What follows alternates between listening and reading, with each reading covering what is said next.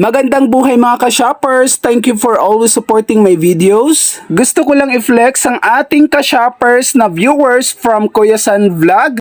Ang una niya sanang choice ay Infinix Note 30 pero nalaman ni Sir na meron palang VIP version ng Note 30 kaya ito yung napili niya at kasama niya nga yung kanyang dalawang anak kung saan yun yung tumutulong sa kanya para makapag-decide kung ano din talaga ang kanyang kukunin.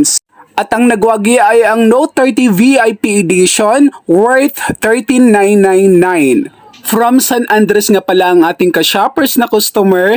Ito ay nung June 25 pa na video, hindi ko lang na-upload right away dahil busy po tayo. Halina't ating i-unbox ang Note 30 VIP Edition at syempre ipapaliwanag ko rin po ang specs na meron ito at kung ano yung nasa loob ng box ng Note 30 VIP Edition. Ang Note 30 VIP Edition po ay release nitong June 13 at ang network capacity po nito ay 5G na po at meron siyang tri-slot. Ang ibig sabihin po nun, pwede kang maglagay ng dalawang nano SIM card ng sabay at meron po siyang slot for memory card. Kaya po nito magbasa hanggang 1TB memory and also yung kanyang size screen display ay 6.67 inches po with an AMOLED display, 1 billion colors, 120Hz refresh rate. Ang resolution display po nito ay 1080 by 2400 pixels, 20 by 9 ratio. Balik po muna tayo kung ano yung free na inclusion sa loob ng box. Meron po itong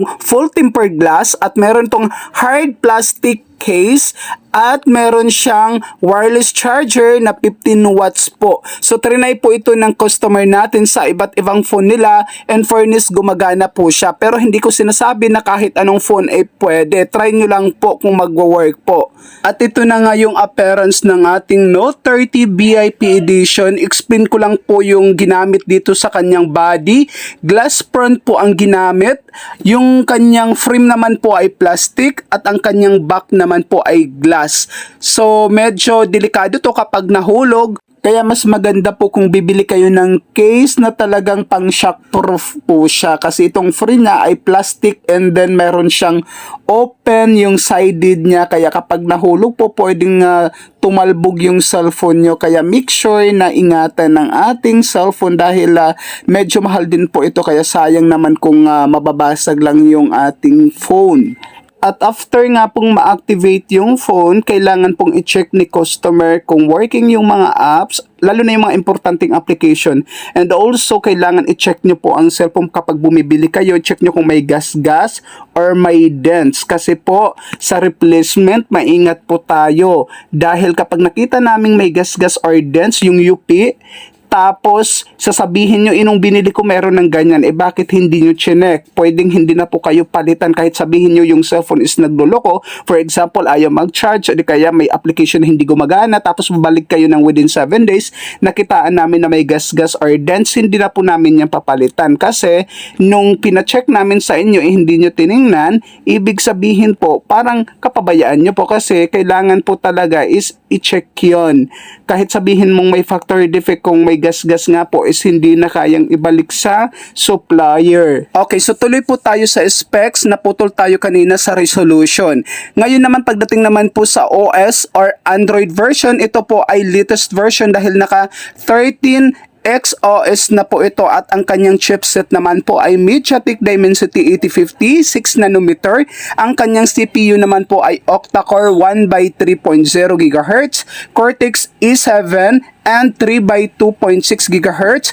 GPU is Mali G77 MC9 at ang kanyang camera naman po ay naka-triple camera, 108 megapixel yung pinaka main at yung dalawang camera naman po ay 2 megapixel po with features na quad LED flash, HDR and panorama. Yung kanyang capacity naman pagdating sa video is naka 4K na po siya, 30 FPS, 1080 and 30 by 60 FPS. Ang kanyang selfie camera naman po ay naka 32 megapixel wide, features dual LED flash, video is 1080 and 30 FPS. At yung kanyang sound naman po ay naka stereo speaker and JBL po ang ginamit dito.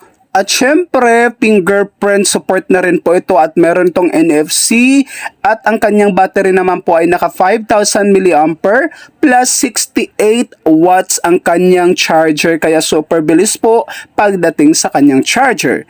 At ito na nga po, maglalagay na tayo ng tempered glass supported by promoter. So, ang maganda dito kasi sa mga promoter ko ay talagang nakikipag-coordinate sila in terms sa pag-unbox at kapag may ilalagay ng mga tempered glass. Kaya sa mga ka-shoppers natin na viewers from Kuya San Vlog, maraming salamat po dahil na-appreciate nyo yung ginagawa kong vlog.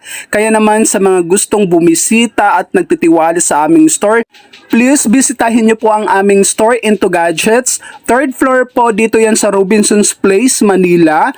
Pedro Hilwing, marapit po kami sa may food court. Maraming salamat. Have a great day.